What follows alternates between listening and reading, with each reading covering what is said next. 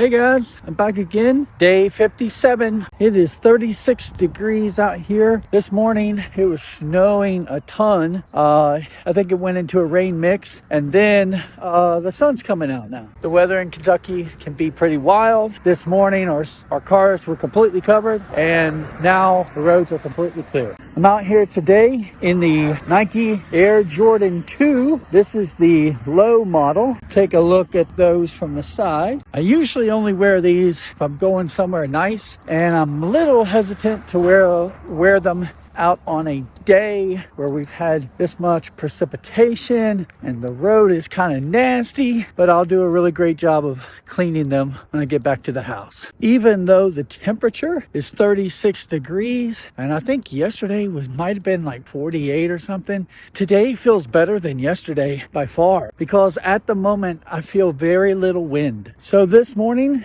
I had a weigh-in and it came in at 252.1. So that is a loss of 1.9 pounds, essentially 2 pounds. It's a really great feeling when you know that you're doing things the right way, you're not taking shortcuts, and you're having results. And so, having lost nearly 17 pounds on this journey, I know that there have been periods of my life where I have lost weight quicker, but never before have I taken the steps necessary to build good habits with my eating, with my routine of exercise, all of that. And because of that, this time around feels a whole lot more rewarding because I know I'm doing it the right way. There have been so many times in my life where I've set an expectation, like kind of a deadline, where I wanted to look a certain way before I went to see this group of people, or, like I want to look a certain way before I'm going to go do this activity, and there's been other times where I've placed expectations on myself, like especially around the birth of my son, thinking about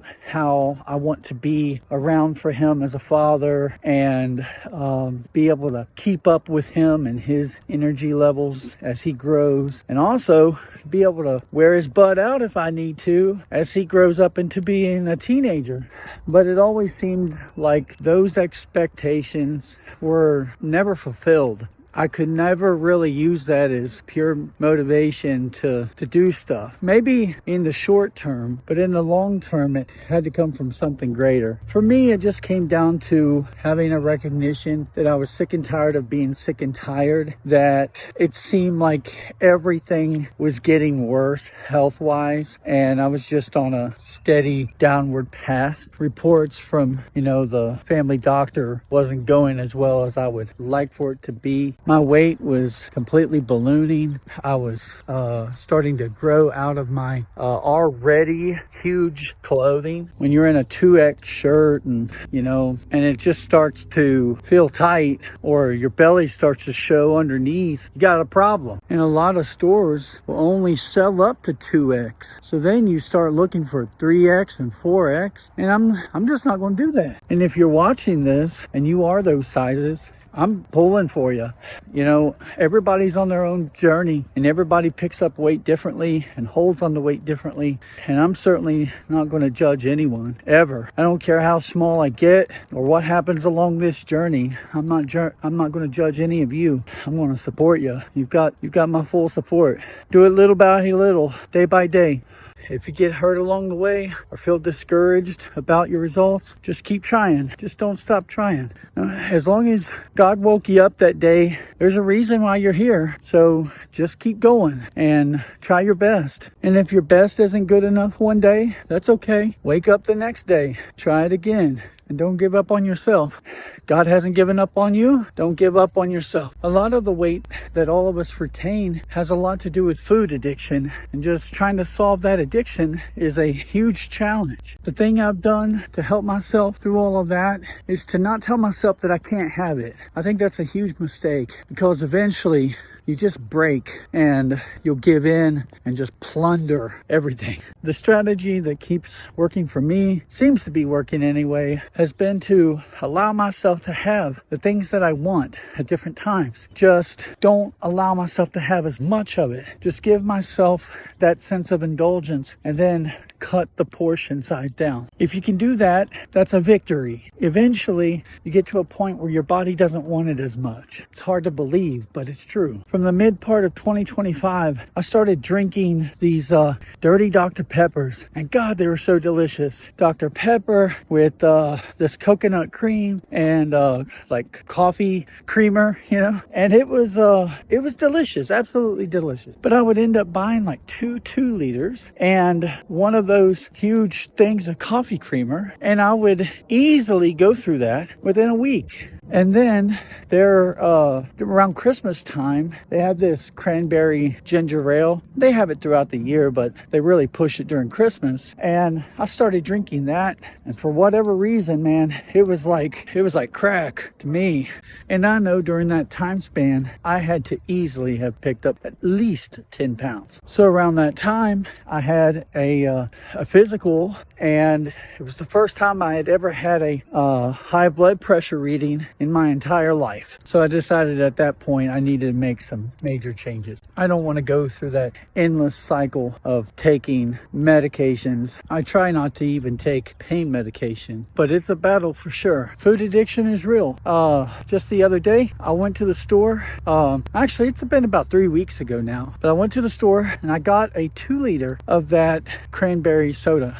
And it is sitting in my refrigerator. It's been there for the last 3 weeks. But there's other stuff as well. Like there's a quart or whatever it is, the 32 ounce thing of Gatorade, or I think they made them 28 ounces now. I probably have like 3 Starbucks Frappuccinos waiting on me. And because I'm a Kentucky boy, I have 2 Ale-8s in the Paw Paw flavor. Can't wait for those. So I have things inside the fridge that I can indulge in if I want to. And the option is always there. And I kind of keep it there as a reminder of here's what you could have. But I really don't allow myself to have it. Like I have this miniature moon pie. I like moon pies, guys.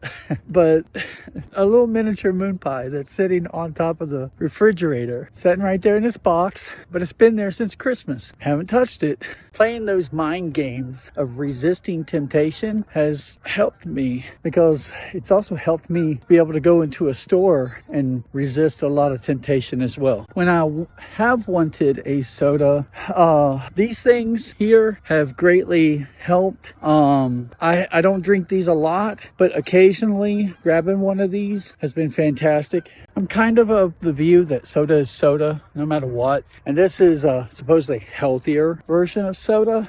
I recognize that it's probably still pretty bad for me, considering that there is sugar in here no matter what. But again, smaller portion, and I can take a can like this, and this can last me pretty much half of the day, honest to God. And I'll drink water along with it, but I'll just sip on this occasionally as I just kind of want that sweetness from the soda. And at the end of the day, you're putting in 30 calories versus whatever a can of soda is.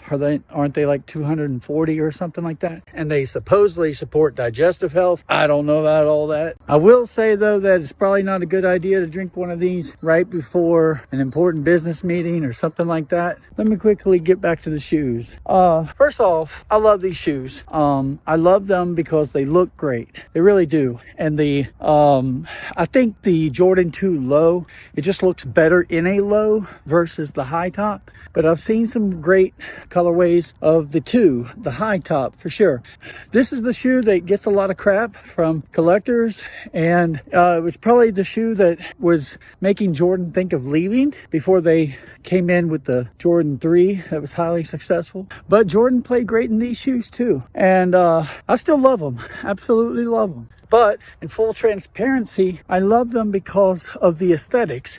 This was a shoe that was initially designed for the purpose of looking great on the court and with something that could be paired with the suit. But when you talk about the actual function of the shoe, that's where it really starts to drop the ball. Before I say anything bad about it, I will say that where it truly shines is the build quality and the materials used. I mean, extremely premium feeling shoe. The collar around the ankles feels nice and plush. If you've ever had the experience of sitting in an old Cadillac, that's kind of like what these shoes make me feel like. It's just that old, big Cadillac. But that's also its problem. It's big, it's kind of bloated. There's a lot of heel slip. Granted, I've placed an orthotic in there, but there would be heel slip anyway. There's not much cushion in this ride. The shoe is pretty stiff. They do feel like rocks on feet.